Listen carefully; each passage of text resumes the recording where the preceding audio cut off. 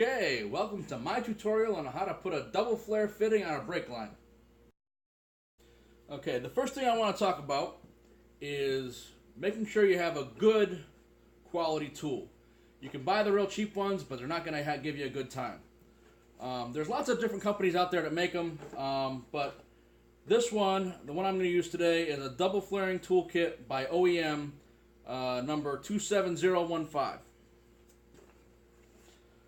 What you want to look for in a good double flaring tool is you want to look to make sure that this little anvil on your press is nice and free spinning. You can get them that really don't spin well, and what's going to happen is once you're cranking on it, it's going to want to slip and it's going to gall up your fitting. So you don't want that to happen. Make sure it's got a nice smooth bearing surface. The next thing you want to look for is in the clamp. Make sure that the little grips, little teeth inside the clamp are nice and crisp. You don't want them to be all mushroomed over and it won't grab your brake line very good. Okay, so the first step in creating a double flare is you got to cut your brake line. I've already got a flare fitting on here, but I'll just cut it off.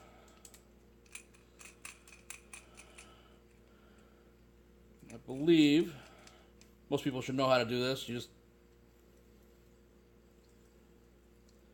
give it a little tighten, give it a little turn, give it a little tighten, give it a little turn.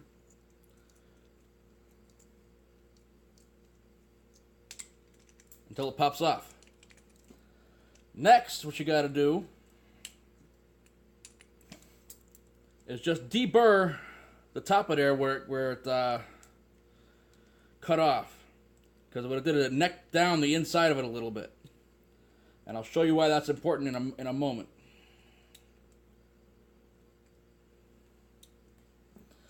You can see, trying to just deburr the end of that.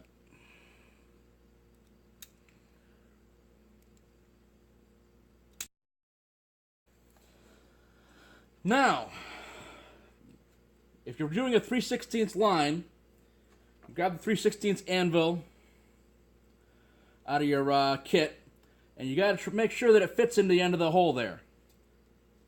And make sure it goes in easily and doesn't hang up at all. This one still seems to hang up just a little bit, so I'm going to keep on. Let me put this down.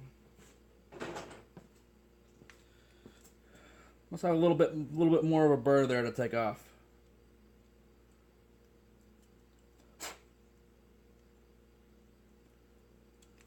And then let's see if that's any better. Yeah, I think that'll do. All right. One thing that's very important before you start your double flare is make sure your fitting is on there. Otherwise, you're gonna have your fitting off. You're gonna put your flare on, and you'll be like, "Oh shit!" And you have to cut it off and do it all over again. So make sure you put your fitting on. Okay, now the next step is to mount the line in your clamp here. Now, once you got it in your 3/16 spot, you use the little anvil, and you see how it's got this step in it? You use the step to set the height that you want that little piece sticking out.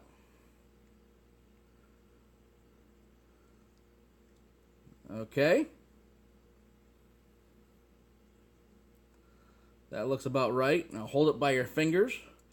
Now, what you want to do is you want to tighten the one that's closest to the line you're trying to do's first.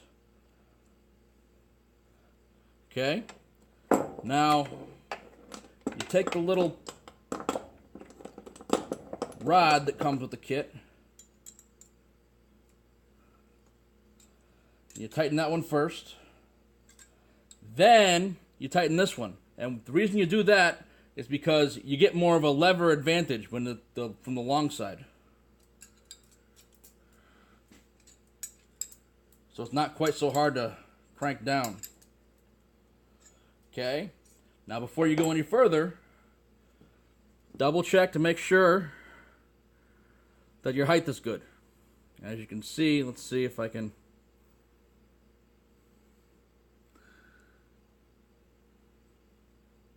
Same height as the step. Now, go ahead and stick the 3/16 anvil inside the 3/16 line.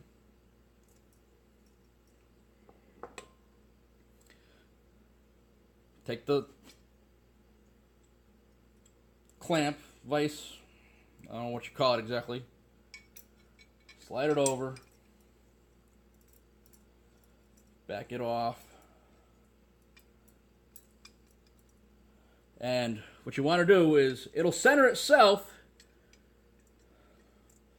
as long as you have both sides to turn it clockwise is what you want to do. So both sides are touching the side, and it'll center itself.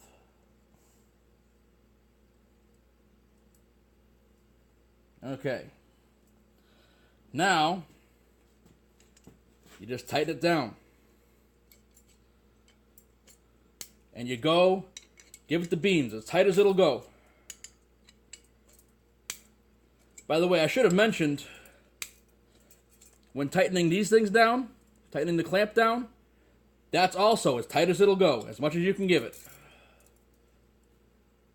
Okay. Now, if you can see there, it's clamped all the way down. We'll back it off.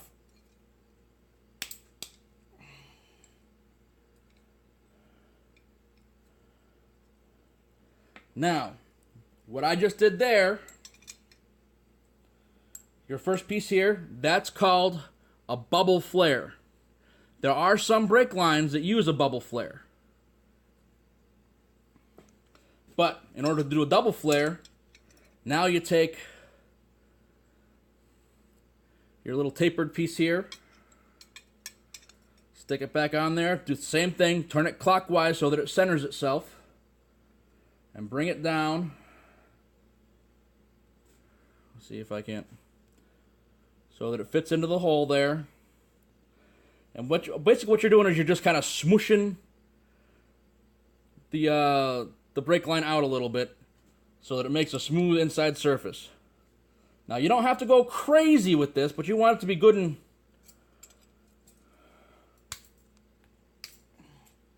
You don't have to go as hard as you can, but... That's pretty good.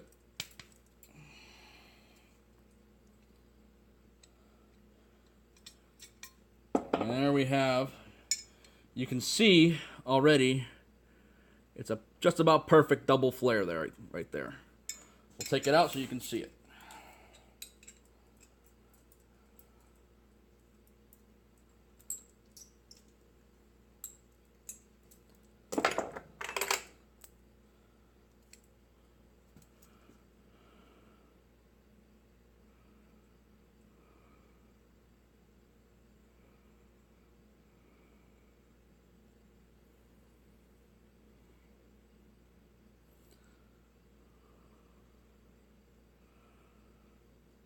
Okie dokie. Thanks for watching.